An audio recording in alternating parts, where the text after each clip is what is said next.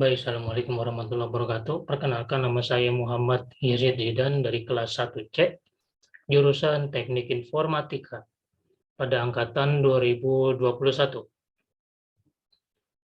Di video kali ini saya akan menganalisa penjadwalan proses menggunakan algoritma round robin. Di video kali ini juga, video ini dibuat untuk memenuhi tugas sistem operasi ya, yang diampu oleh Bapak Lutfi Syafirullah STMkom. Oke, seperti yang sahabat lihat di sini adalah tampilan dari tabel penjadwalan proses menggunakan round robin ya. Round robin itu tanda mengetahui penjadwalan proses menggunakan algoritma round robin itu dapat dilihat dengan adanya quantum time ya. Quantum time itu yang dibatasi ya, seperti itu. Di sini dari soal yang diberikan itu quantum time-nya sebesar 4 ya. Nah, ini kenapa prosesnya saya buat seperti ini ya, tidak berurut abjadnya, karena saya melihat berdasarkan AT-nya, rival time-nya dari yang terkecil hingga yang terbesar. Maka saya susun dari yang terkecil hingga yang terbesar, seperti itu. Ya, langsung saja kita mulai ya. Di sini saya melihat ada proses A itu datang pertama kali ya di 0 milisecond, langsung dieksekusi ya. Nanti A ini memiliki proses kedua ya, di mana proses kedua itu eksekusi terakhir ya, gitu, sisaan dari proses A gitu. Nanti akan ada proses kedua dari proses A.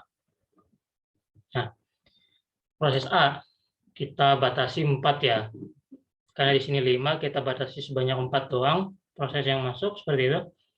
Maka nanti kita akan buat proses lanjutan, sisa satunya ada di proses 2, seperti itu. Nah, ini kita batasi sebesar 4 aja. 4 kita merge. Oke, kita merge. Kemudian kita warnain merah, kita tulis A4. Nih, proses A ada yang masuk nih, ternyata proses B. Itu langsung kita masukkan proses B di mana? Kedatangan 1 milisecond. Ada lagi proses yang masuk. Itu antrian yang masuk itu ada C juga antrian masuknya di 3 milisecond atau di 3 milisecond. Nah, masuk C. Kemudian kita lanjut proses kedua ya. Proses kedua yaitu proses B ya. Proses B itu dia bersemi 7, kita batasi 4 ya. Masuk 4 berarti batasi dia. Nah, kemudian kita warnain B itu oranye ketuaan. Nah, sini B. Di proses B ada yang masuk. Nah, proses B kita eksekusi di sini ya. Nah, di mana dia masuk kita eksekusi di sini. Proses B ya. Nah, proses B juga ada yang masuk nih ternyata. Yaitu proses D ya. Proses D itu ada di 5 milisecond. Kita masukin proses D 5 milisecond. Nah, lanjut. Kita buat lagi untuk proses masuk yang C ya. Proses C itu dia 6, kita batasi 4. Lebih dari quantum time-nya, berarti kita batasi berdasarkan jumlah quantum time-nya sebesar 4 ya. 8 ke 4, 12. Kita merge. Kemudian kita warnai C warna apa ya? C warna kuning, kemudian kita tulis C. Nah, proses C ternyata dieksekusi. Gitu. Setelah C yang pertama masuk, kita eksekusi yang C kedua.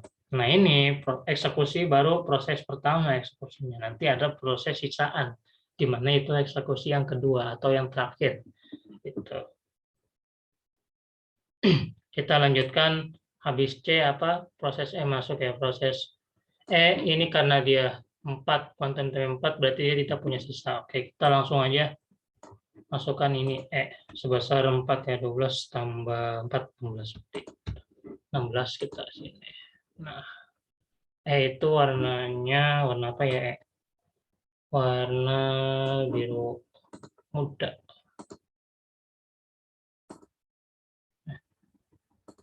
Nah, kita tulis di sini. Nah, ternyata dieksekusi nih. Itu dieksekusi. Kita eksekusi, kita taruh di 12 milisecond seperti itu. Nah, kita lanjut ke D ya. Proses D ya. Proses D yang masuk 3 karena 3 ini lebih kecil dari quantum time ya, yang sama dengan 4, berarti dia tidak memiliki sisa sepertinya. Oke, kita tulis D sama dengan 3. 16 tambah 3 berarti 19. Oke, kita masukkan 19. Kita merge, kemudian kita di warna apa ya? Hijau. Dia warna hijau. Oke, kita tulis D. Nah, ternyata D itu dieksekusi antriannya. Eksekusi di 16 milisecond ya. Berdasarkan dia waktu mulainya seperti itu. Waktu kedatangannya kita eksekusi D langsung.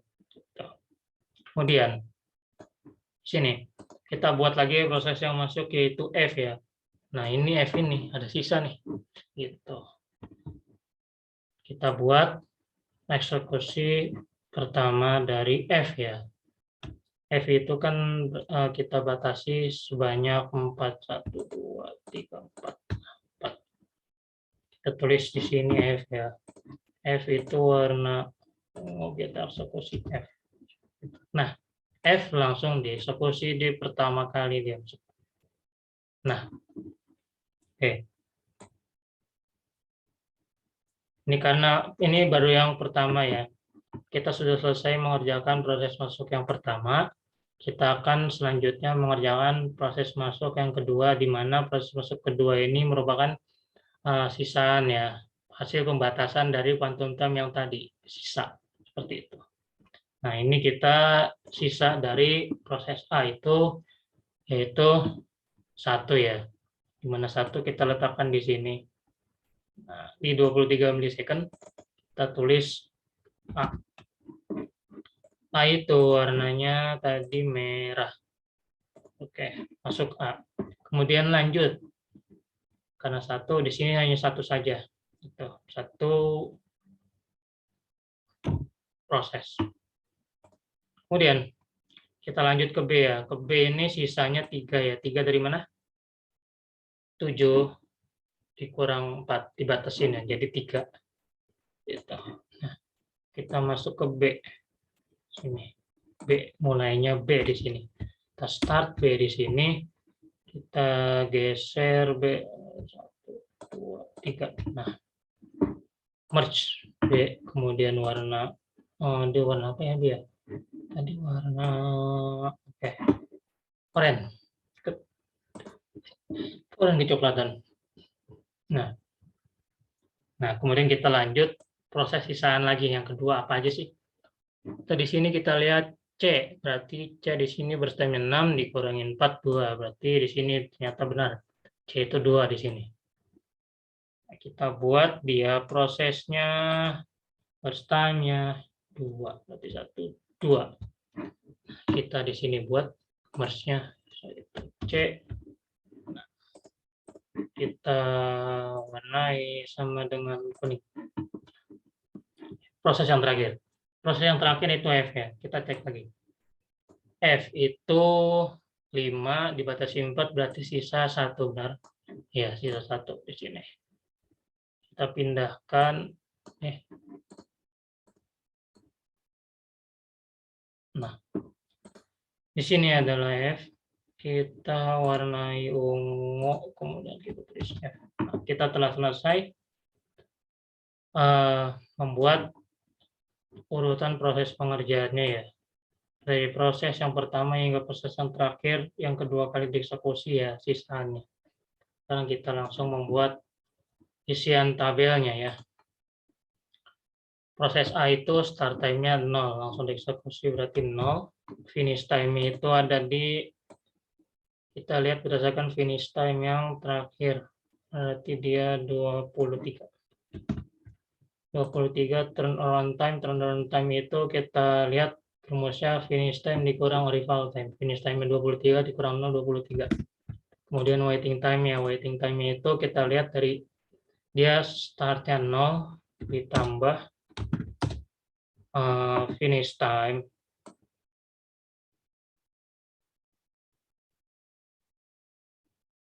(23). Kemudian di sini kalau nggak salah ada waktu eksekusi A juga ya. A itu waktu eksekusinya di bukan waktu eksekusi, sorry, finishnya dia. Batasnya di 4 ya, berarti 23 dikurang 4 itu 19. Berarti di sini berarti 19.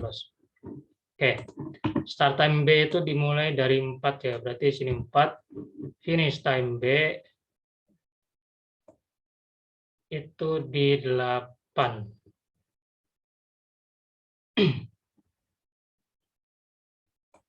Ya, finish time B itu ada di 8.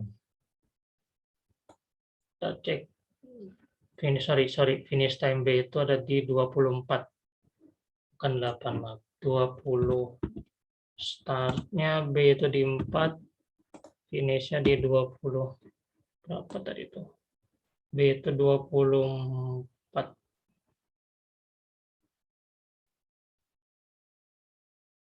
Ya, 24. Turnaround time ya. Turnaround time B itu finish time dikurang rival. 24 dikurang rival dikurang 1 yaitu berarti 23. Waiting time ya. Waiting time-nya itu dari B itu kita cek. B.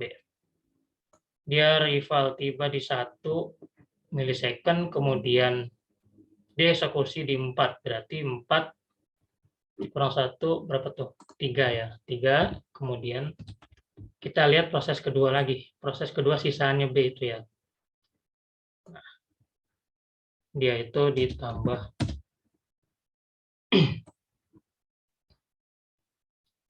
kalau di sini saya lihat itu B itu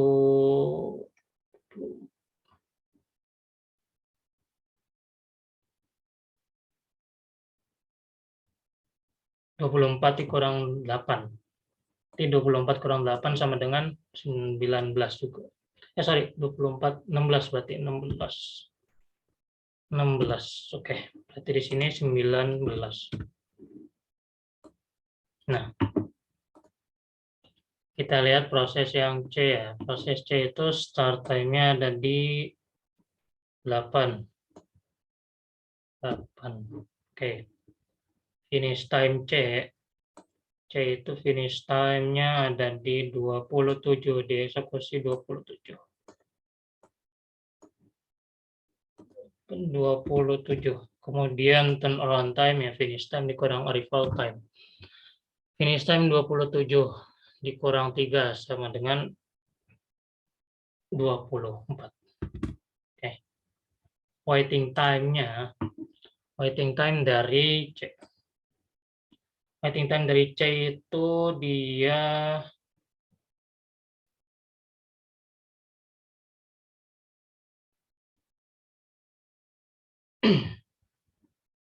delapan ya. C itu sini dia masuk C mana C? Oh 3. C di 3, kemudian dieksekusi di sini 8. Berarti 8 kurang 3 5. Berarti sini 8 kurang 3 5 ditambah cek. C yang kedua itu berapa ya? Kita lihat C di 27 kurangi 12. 27 kurang 12 berarti 15. 15. Berarti di sini adalah 20. Begitu. Nah, kemudian start time dari proses E. Proses E itu startnya di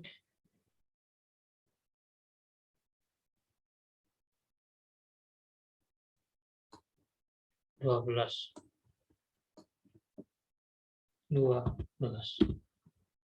Finish time-nya. Finish time-nya itu dia ada di mana ya? 12. Ini apa? Kan ya? Ya, 12. Enggak ada karena dia di situ. Nih, finish time-nya berarti di sini 16. 16. Itu. Turnaround time-nya itu finish time kurang rival berarti 16 dikurang 4 sama dengan 12. 12. Nah, waiting time-nya, waiting time dari proses E. Proses E itu tinggal dikurang aja. 12. Proses E. 4 ya, 4. Waktu kedatangan di 4, dia dieksekusi di 12, berarti 12 dikurang 4 sama dengan 8. Nah, kemudian kita cek proses D ya. Di sini saya tulis dulu. 12 dikurang 4, 8. Kemudian proses D. Proses D itu startnya ada di 16. 16. Finish time proses D ada di 19. Kemudian turnaround time-nya. Turnaround time-nya itu finish time 19 dikurang 5. 14. Nah, kemudian waiting time dari proses D. Kok 12 April? Sebentar. Ini 12 April, bukan 12 April, melainkan 12 dikurangin 4. Kok 12 April ya? Ya udah, ini dihilangin aja. Intinya ini 12 kurang 4 ya 8. Nah, ini kan tadi balik lagi ke proses yang D ya. Kita hitung turnaround time-nya dapat 14 ya. Dari 19 dikurang 5, 14. Kemudian waiting time proses D ya. Proses D itu waiting time-nya di proses D itu saya cek waktu pertama kali dia datang ada di proses 5. Dieksekusi di 16. Berarti 16 dikurang 5. 16 dikurang 5 sama dengan 11. Nah, kita cek. Selanjutnya proses F. Proses F itu dia start time-nya itu ada di berapa ya dia?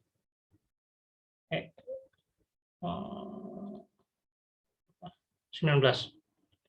Start time-nya dia ada di 19, kemudian finish time-nya dia ada di finish time, karena dia ada proses kedua, maka finish time F yang kedua itu 29. Finish time-nya F eksekusi ya. 30 deh. 30. Nah, turnaround time-nya 30 dikurang 8. 30 kurang 8, 22. Oke.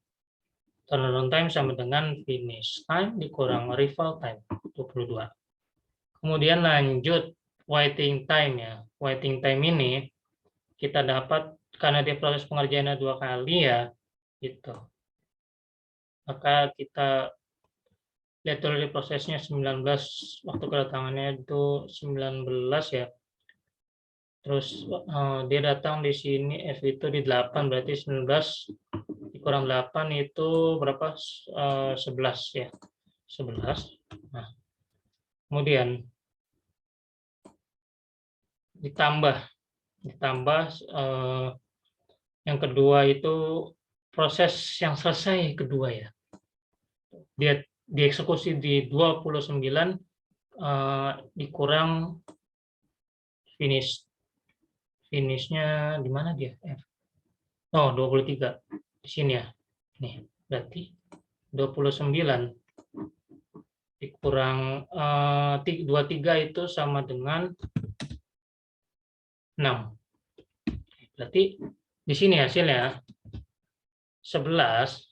Tadi yang hasil ini, yang pertama itu 19 dikurang 8 itu kan sama dengan 11. 11. Kemudian kita kerjakan proses yang kedua ya. Proses kedua ini itu tadi 29 ya, dieksekusinya nih, dieksekusi terus dikurang di 23. 23 mana? 23. Nah, ini 23 finishnya. 23 berarti 29 kalau 23 sama dengan 6. Kita jumlahkan 11 tambah 6 sama dengan 17. Oke. Nah, kita telah selesai mengisi semua tabel. Nah, selanjutnya kita hitung rata-rata ya. Rata-rata waktu tunggunya seperti itu. Waiting time-nya sama ini, turnaround time. Kita hitung ya. Turnaround time. Kita pakai rumus sama dengan average, hitung rata-rata. Oke. Dari sini sampai sini. Bentar. Sama dengan average.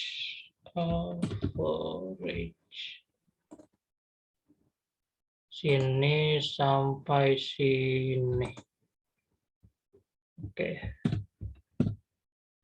Nah, 19 ini di sini. 19, sekian. Kemudian waiting time-nya. Waiting time-nya itu kita hitung juga. Waiting time-nya kita hitung rata-rata sama dengan average. Kemudian di sini ketik, kemudian di sini enter. 15 nyata. 15, sini. Nah, ini adalah rata-rata ya dari turnaround time dan waiting time sudah kita hitung. Di sini saya coba kasih bordernya ini. Sini kemudian border bawah bottom. Kemudian kita warnain dia apa enaknya ya. Ini deh biru. Nah, seperti itu. Ini waktu prosesor time-nya ya. Kita tulis di sini. Ya, nggak bisa dipaste.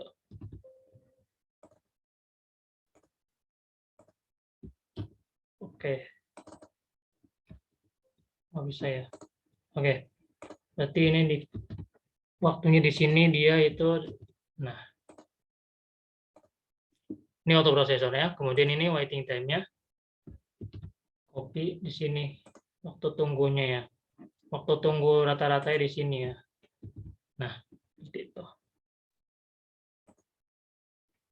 Ini seperti ini. Dan ini urutan proses pengerjaan ini di sebelah kanan ini. Inilah seperti ini ya. Prosesnya kita setelah selesai mengerjakan penjadwalan proses menggunakan algoritma round robin dengan sisa atau proses kedua ya, seperti itu. Cukup dari saya untuk menutup pengerjaan tugas ini pada mata kuliah sistem operasi. Sekian. Wassalamualaikum warahmatullahi wabarakatuh.